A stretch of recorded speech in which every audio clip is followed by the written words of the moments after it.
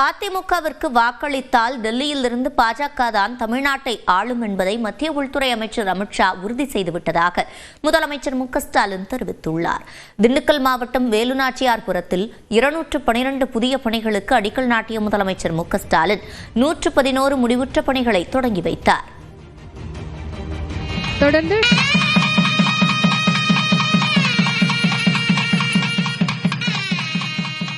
174.20 கோடி மதிப்பிலான 212 புதிய திட்டப்பணிகளுக்கு அடிக்கல் நாட்டி சிறப்பிக்குமாறு மாண்புமிகு தமிழ்நாடு முதலமைச்சர் அவர்களை பணிவன்புடன் கேட்டுக் கொள்கின்றோம்.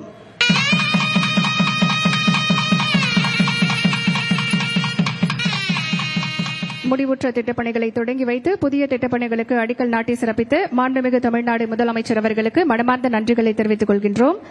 பின்னர் பேசிய அவர் தமிழ்நாடு கொண்டு வந்த திட்டங்கள் மற்றும் அதன் பயன்கள் குறித்து பட்டியலிட்டார். இந்து மக்களுக்கு எதிராக திமுக செயல்படுவதாக மத்திய உள்துறை அமைச்சர் அமித்ஷா முன்வைத்த குற்றச்சாட்டிற்கு முதலமைச்சர் கடும் கண்டனம் தெரிவித்தார். அவர் அமித்ஷாவா இல்ல அவதூறு ஷாவான்னு டவுட் வருது. அந்த அளவுக்கு உண்மைக்கு புறம்பா பேசிட்டு போயிருக்காரு. தமிழ்நாட்டில் இந்து சமய நம்பிக்கைகள் வழிபாட்டு உரிமைகளுக்கு முடிவு கட்டும் வகையில் நம்முடைய தமிழ்நாடு செயல்படுதுன்னு அமித்ஷா அவர்கள் பேசிட்டு போயிருக்காரு. இதற்காக என்னுடைய கடுமையான கண்டனத்தை உங்கள் மூலமாக, இந்த விழாவின் மூலமாக, இந்த நிகழ்ச்சியின் மூலமாக நான் தெரிவிச்சுக்கிறேன். தொடர்ந்து பேசிய அவர் அதிமுகவிற்கு வாக்களித்தால் பாஜக தான் ஆளும் என்பதை அமித்ஷாவை உறுதி செய்துவிட்டதாக கூறினார். தமிழ்நாட்டில் மோடி ஆட்சி அமையணுமா வேணாமான்னு மக்களை பார்த்து அமித்ஷா கேட்டிருக்காரு. ஐயா, இதையே தான் நாங்கள் சொல்றோம். 2026 தேர்தலின் போது தமிழ்நாட்டை நாங்கள் ஆளணுமா இல்ல எங்கேயோ டெல்லியிலிருந்து நமக்கு சம்பந்தம் இல்லாதவங்க ஆளணுமா முடிவு செய்ததுதான் தேர்தல். இது தமிழர்களின் சுயமரியாதைக்கு விடப்பட்டிருக்கக்கூடிய சவால். அதிமுக கூட்டணிக்கு வாக்களிச்சா பாஜக தான் தமிழ்நாட்டை ஆளுநர் நாங்க சொல்லி புரிய வைக்க வேண்டிய அவசியம் இல்லை. அமித்ஷா அவர்கள் நேரடியாகவே ஒப்புதல் வாக்குமூலம் தந்திருக்கிறார்.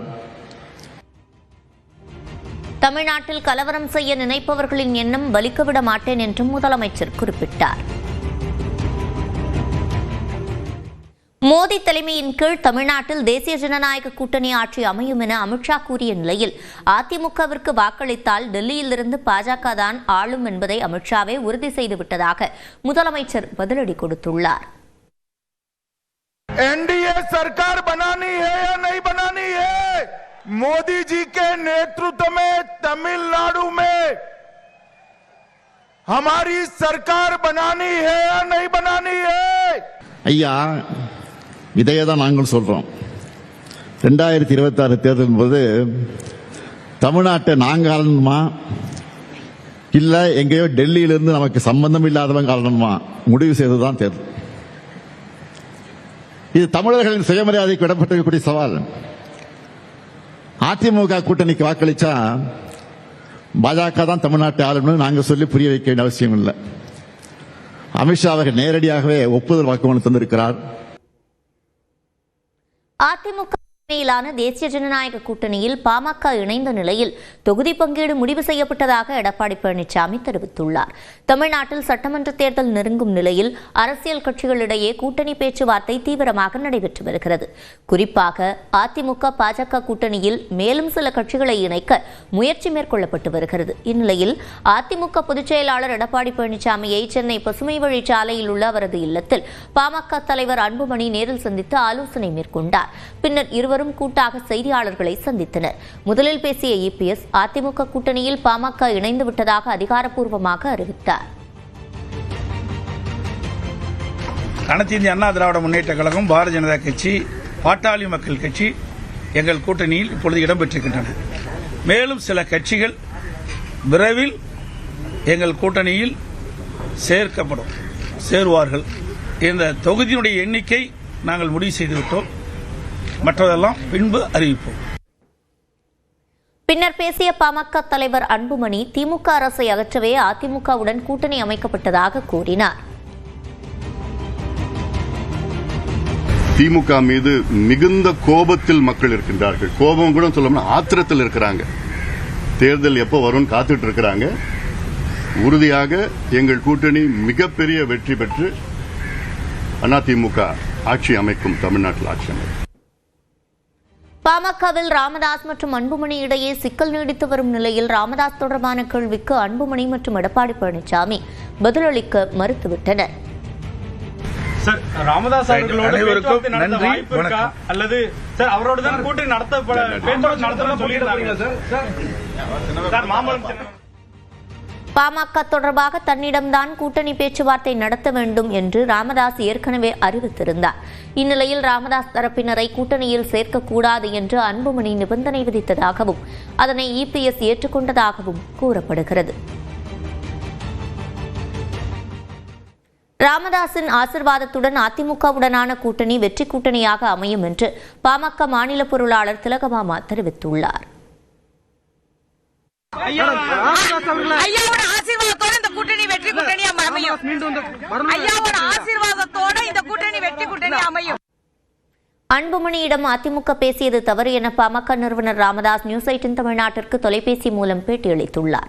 அன்புமணியிடம் அதிமுக கூட்டணி பேச்சு நடத்தியது ஏற்புடையது அல்ல எனவும் அன்புமணியை பாமக தலைவர் என எடப்பாடி பழனிசாமி கூறியது சட்டத்திற்கு எதிரானது எனவும் பாமக நிறுவனர் ராமதாஸ் தெரிவித்துள்ளார். அடுத்த கட்ட நடவடிக்கை குறித்து தைலாபுரத்தில் நாளை செய்தியாளர்களை சந்திக்க இருப்பதாகவும் நியூஸ் 18 தமிழ்நாட்டிற்கு தொலைபேசி மூலம் அளித்த பேட்டியில் ராமதாஸ் தெரிவித்துள்ளார்.